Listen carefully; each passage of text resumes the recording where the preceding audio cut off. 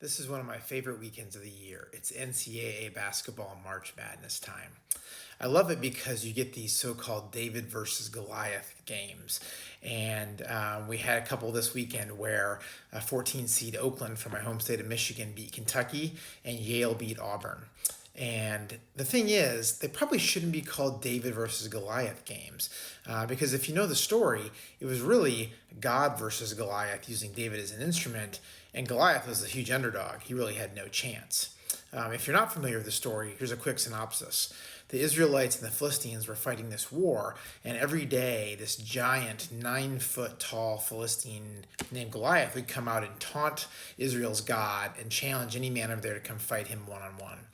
And that sent the Israelites fleeing. They were terrified of this guy. And every day was the same thing.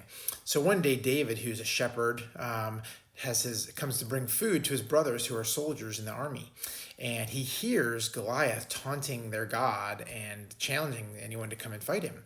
And he's sort of perplexed, like, why is everybody letting this guy do this? Why are they letting him, make fun of their God? And so he says to the king, I'll go fight him. And they're all like, are you crazy? You're this little, shepherd boy. And here's what he says in 1 Samuel 17:37.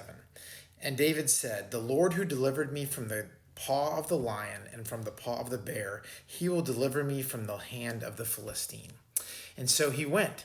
And if you know the rest of the story, what happens is he doesn't take any of the armor. He doesn't take a big sword. He just takes a slingshot and he grabs a smooth stone and whips it around and fires it into the forehead of the giant Goliath and then uses his sword to cut his head off. And so Israel wins the victory.